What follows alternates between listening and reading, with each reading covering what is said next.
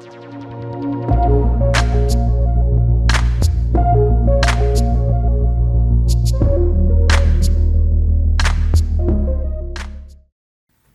tap and your phone lights up. Until then, your screen is blank, silent, almost empty. But we all know it is never empty. Something is always running behind it. An operating system, a memory, a code. Human beings are not very different. On the outside, you see behavior. Someone who cannot say no, someone who cannot express pain, or someone who is successful but still feels unsafe. We call it personality, we call it habit. We say this is just the way I am.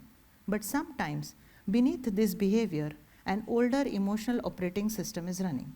And that system may not have begun with us. Some inheritances come as property, jewelry, or family recipes. Mine first arrived through silence. I was 28 when I had my baby, happiest moment of my life. Life was not very easy then, and postpartum played its role quietly and efficiently. It took me 3 months to realize that something was not right. If I was in the kitchen, I could not hear my daughter crying in the bedroom. Family members thought it was maybe lack of sleep or something triggered by postpartum stress. But the ENT specialist confirmed what I already suspected.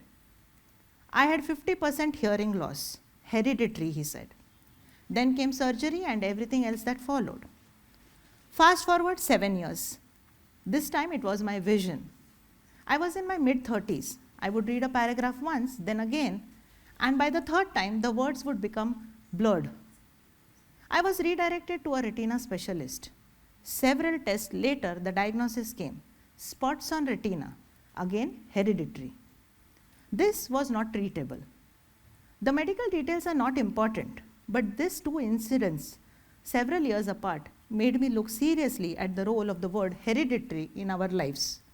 Until then, I understood heredity through the physical body, a nose like my mother's, or eyes like my grandmother's, or maybe a medical condition that runs to the family. But this made me think that if physical symptoms travel through family line, what else travels with us? This question stayed with me for a very long time.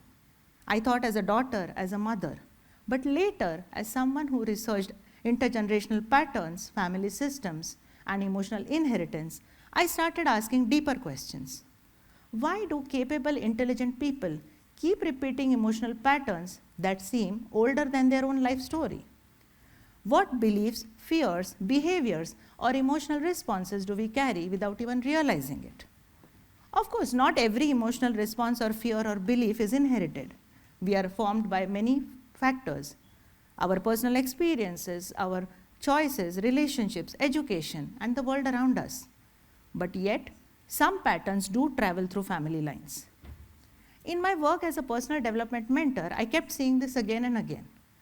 People would come with very real, very present day problems.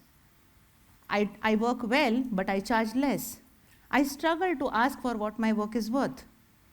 Or, my relationships begin well, but they do not last. At first, it looks like personal problems, individual struggles, a pricing problem, a confidence issue, maybe a relationship issue. But if we dig deeper, sometimes there are older patterns attached to it. Behind I struggle to ask what my work is worth, maybe an emotional pattern that asking for more is selfish or greedy. Behind my relationships begin well but do not last, maybe an older belief where love is understood, something to be earned, protected, and feared losing. These things are not very visible. We think about it, possible, may not be possible. But these always create a problem in our lives. Inherited issues are not spoken of very easily. When I had a client who was very intelligent and very good at his work, but he always charged less. We started working on his personal development. We started with maybe it is a issue for pricing. On deeper work, he said, I'm scared to become too rich.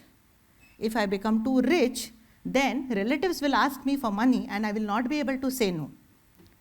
This single sentence explained his pattern. In his family, freedom was not money. More money meant more responsibilities.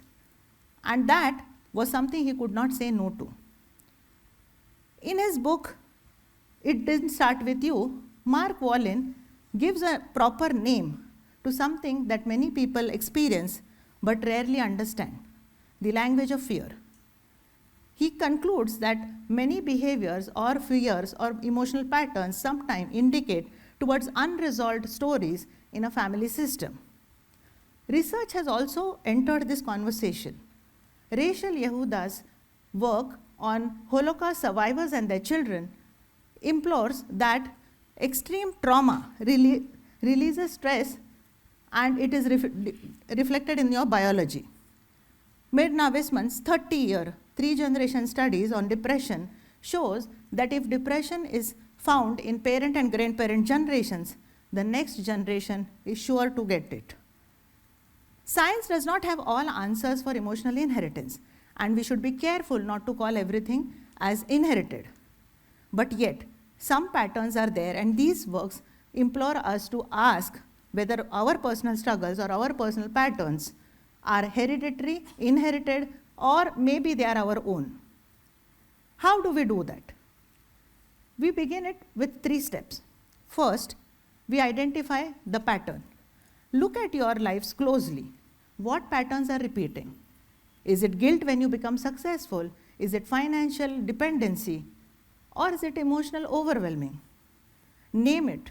A named pattern is always less powerful than an unnamed one.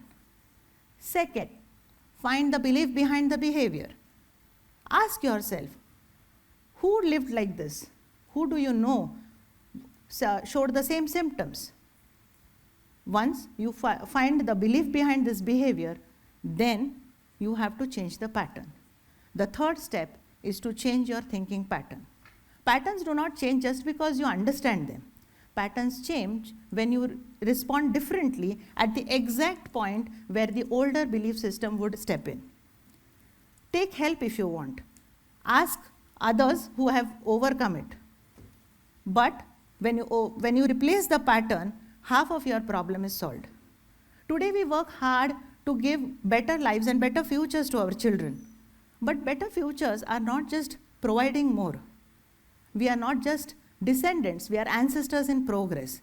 Our children are going to inherit a lot more than just material legacy. They will inherit our emotions, our fears, and our comforts. So the question is not what have I brought in? The question is what will end with me and what strength will continue through me? One repeated pattern again and again with awareness will create a new story. Your story may not have begun with you, but a new story can begin with you. And one day, somebody from the other generations will look back and say, this is where the pattern changed. Thank you.